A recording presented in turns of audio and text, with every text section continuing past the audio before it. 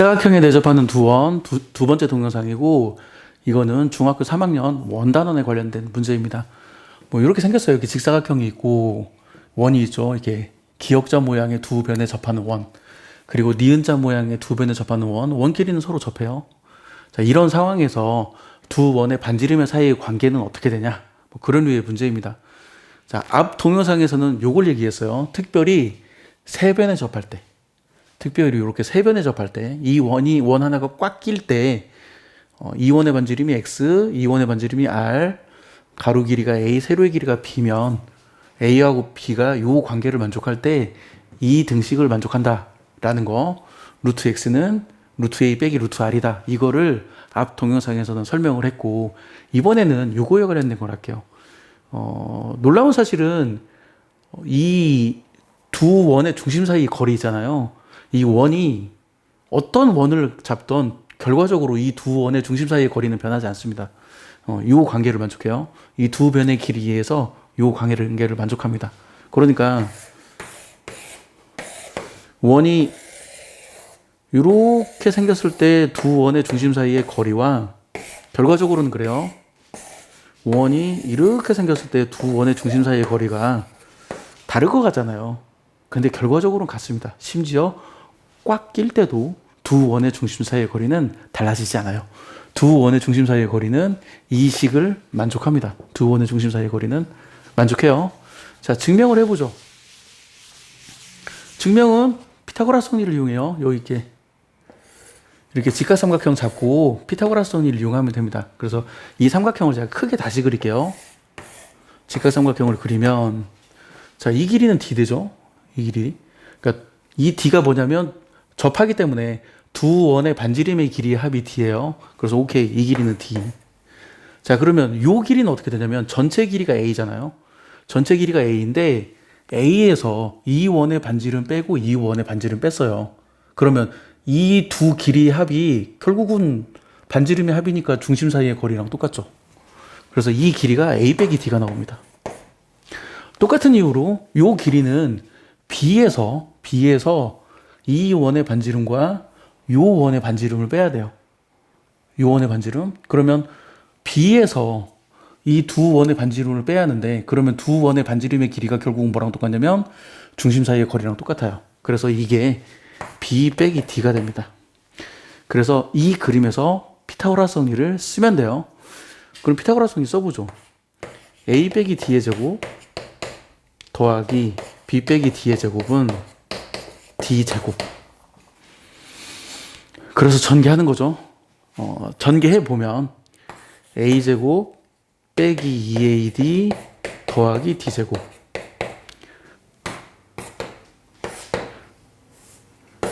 B 제곱 빼기 2BD 더하기 D 제곱이 나오고, 이거 D 제곱 사라져요. D 제곱 사라지고, 그 다음에 D제곱이 하나 남죠. D제곱이 하나 남는데 저는 식을 이렇게 쓸게요. D제곱 여기다 쓰고, 그 다음에 이 부분을 D로 묶어요. 빼기 2 A 더하기 BD. D로 묶었어요. 그 다음에 A제곱 더하기 B제곱. A제곱 더하기 B제곱. 그러면 우변이 0 나오죠. 지금 식 그대로 적은 거예요. D제곱 사라지고, D제곱 하나 남은 거 여기다 적고, 이 두식 여기다 적고, 그리고 A제곱 더하기 B제곱을 여기다 적었어요. 그 다음에 이제 보이죠? 뭘 해야 할지. 양변의 2AB를 더하는 거예요. 양변의 2AB를 더하면 이 식은 어떻게 되냐면 D제곱 빼기 2 A 더하기 B D가 나오고, 여기가 A 더하기 B의 제곱 나와요. A 더하기 B의 제곱. 그럼 이게 완전 제곱식이죠. 완전 제곱식이에요. D 빼기 A 빼기 B의 제곱은 2AB. 이렇게 완전 제곱식이 돼요.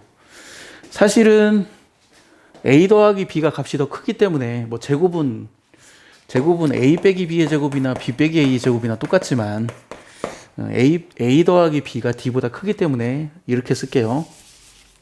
이렇게 A 더하기 B 빼기 D 이렇게 쓸게요. 자, 그러면 이거 제곱이 요거 나왔으니까, 요거 제곱 이거 나왔으니까 양변에 루트를 씌우면, 이게 다 양수죠. 양변에 루트를 씌우면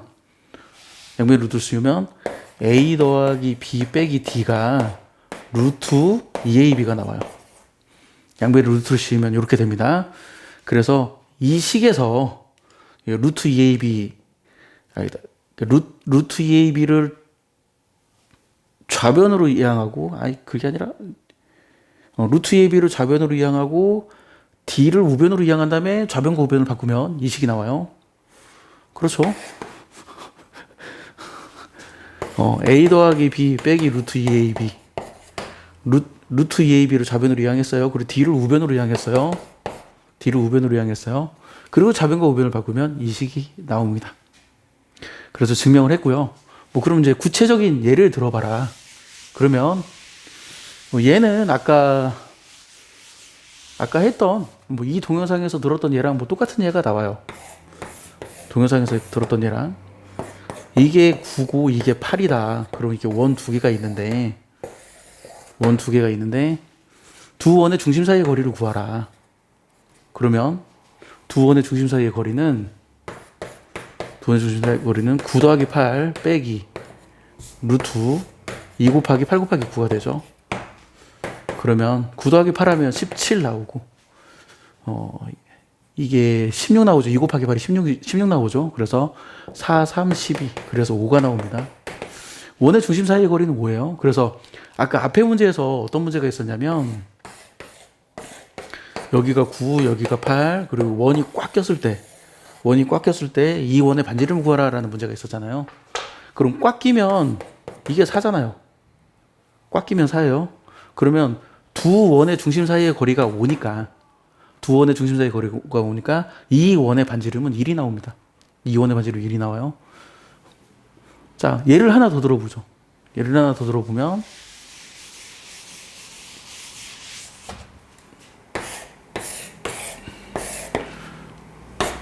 여기가 25고 여기가 18일 때 이게 원이 있고 원이 이렇게 접해요. 또 원이 이렇게 접해요. 이때 두 원의 중심 사이의 거리를 구하라.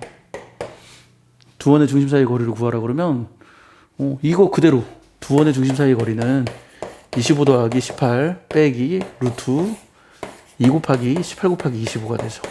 그리고 이거 계산하면 36 나오죠. 2 곱하기 18 하면 36이어서 66에 36, 5, 25. 그래서 계산하면 30이 나와요. 그래서 13이 나옵니다. 그래서 이렇게 생겼으면 두 원의 중심 사이의 거리는 이 원의 반지름이 크든 작든 항상 두 원의 중심 사이의 거리는 13이 나오고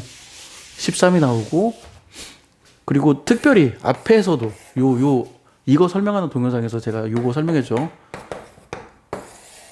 이렇게 여기 이렇게 세 변에 접하는 꽉 끼는 원이 있을 때, 그럼 꽉 끼는 원이면 반지름이 9 나오잖아요.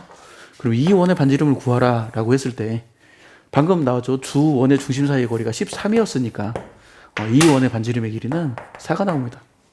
물론 아까도 얘기했듯이 만약에 이 원의 반지름의 길이가 9가 아니라 만약에 8이다. 그러면 두 원의 중심 사이의 거리는 언제나 변하지 않기 때문에 두 원의 중심 사이의 거리가 13이라는 사실은 변하지 않기 때문에 이 원의 반지름은 5가 나와요. 만약에 이 원의 반지름이 7이다. 그러면 이 원의 반지름은 6이 나옵니다. 그러니까 놀랍게도 직사각형이 이 조건을 만족할 때, 가로의 길이와 세로의 길이가 이 조건을 만족할 때 이렇게 두 원이 딱 끼면, 두 원이 서로 접하는 두 원이 있으면 두 원의 중심 사이의 거리는 이 변의 길이에서 그냥 딱 결정돼요. 이 원의 반지름이 크다 작다 이런 거에 관계없이 두 변의 직사각형의 두 변의 길이에서 결정되고, 특별히 이렇게 원이 꽉 끼는 경우에도, 세 변에 접하는 경우에도 역시 성립합니다. 자, 이 식 저도 외우고 있진 않아요. 않는데 수학을 가르치는 사람들이 이런 거 한 번씩 이렇게 보여주면 학생들이 좋아하고, 그리고 수학을 잘하는 애들 중에 공식 외우는 거 좋아하는 사람들은 그냥 이거 보고 이걸 외워서 계산을 할 수도 있어요. 그래서 저도 이걸 외우고 있지는 않지만 학생들한테는 뭐라고 얘기하냐면 어디 한쪽에다 적어놔라 그래요. 그러니까 이거 외우라고 해도 애들이 못 외우기 때문에 저는 학생들한테 외우라고 하진 않아요. 그렇지만 어느 한쪽에다 적어놔라. 적어놓으면 나중에 아쉬울 때가 있을 거다. 그러면 아쉬울 때 한번 문제를 풀어봐라. 그렇게 제가 얘기를 합니다. 아쉬울 때 이거 보고 이 공식 보고 문제를 풀으라고 제가 학생들한테 얘기합니다. 자, 지금까지 발길이었어요. 마칠게요.